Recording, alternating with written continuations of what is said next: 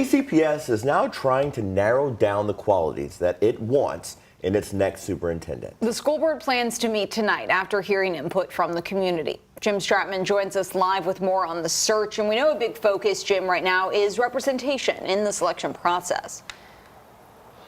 Exactly, Grace. I mean, this is a very big district. I mean, it's the biggest district in the state of Kentucky, which means that there's a lot of different people and a lot of different parties and interests. And so the goal is to find a superintendent that is going to be able to represent every member of JCPS. And that is not an easy task at all. That's why there is a specific search committee set up to do this search process, and we heard from that committee last night. It's made up of 35 people representing different organizations and interests throughout Louisville.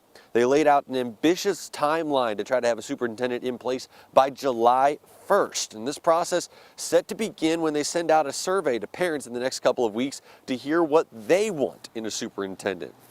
This is a big step. As committee member and Louisville Urban League CEO Lyndon Pryor says, community buy-in during this process is a must.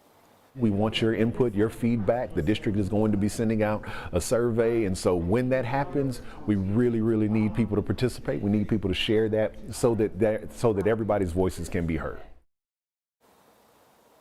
The job posting for superintendent should be up by February 1st. After that, an outside search firm will identify candidates between February and March. Come April, a 6-person screening committee will review the applicants and the school board will choose its finalists. Interviews with those finalists will happen in May, and the new superintendent should be in office by July 1st. Now, there are 3 students that are a member of this search committee. We're going to hear from one of them coming up here in the next half hour. Grace, Eric. Jim, thank you. Some other big news here this morning. Louisville-based Brown-Forman is laying off more than 600 workers company-wide. The cut includes the bourbon company's historic cooperage next to the Louisville airport, where it makes its iconic bourbon barrels. More than 200 people work there. In total, Brown-Forman plans to cut 12% of its workforce. The company says the massive layoff is due in part to declining sales in the industry. But locally, bourbon tourism still drives business. It brought one man and his brother to the city last year. Sam Kari co-owns Bottle Shop and Tasting Room on South Preston Street. He said their biggest sellers during tastings are Brown-Forman products. Do I, pay a bill or do I buy a bottle? And that's I think what's happening with bourbon.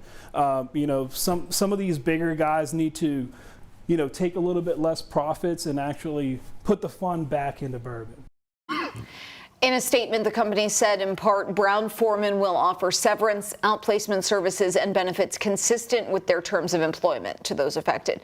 Brown-Forman expects the cooperage to be closed by April. After that, the company says it'll outsource its barrels. And that dip in the bourbon industry is a concern for the Kentucky Distillers Association, of which Brown-Forman is, of course, a member. In a statement, it wrote, "We are up against a triple threat of backbreaking tariffs, snowballing taxes, and shifts in consumer trends that have slowed sales. Industry experts that we talked to say Gen Z is changing its drinking habits. They're less likely to grab a bourbon." According to the Wall Street Journal, bourbon sales dropped in the past 2 years, at least 4% in the first 9 months of 2024. And despite that downturn, one of the founders of Bro Brothers told us yesterday, live on air, that they're actually expanding operations. New distillery opening in Waterfront Park. We're scheduled to be about February, early March for completion for that. So we'll be opening that. It's roughly 15,000 square feet. You're going to stick with it? Absolutely. This is a long-term game. Again, it's a legacy we're building, and bourbon in general, it's a marathon, so it's not a sprint. One break the industry is getting is next year, state taxes on aging bourbon barrels will be phased out. According to the Kentucky Distillers Association, Kentucky distillers produce 95% of the global bourbon supply. Right now, Metro Police need your help finding this man. They believe he was involved in a shooting at a Wendy's on Dixie Highway in Valley Station back on January 6th. Officers say around 11 that night, there was a verbal fight in the drive-thru between this man, 2 women, and the victim. The argument led to shots being fired, and one woman was hurt. She's now recovering from her injuries. If you know who this man is, you're asked to call 574-LMPD. Elizabethtown police are warning us about a scam that looks just like a Riverlink toll bill. Please share this photo of what it looks like. And you can see scammers are actually asking for just less than $4. But the problem is, when you click on that link, the website then steals your information. The website listed, kytoll.com, is not related to Riverlink. Similar text scams have also been popping up.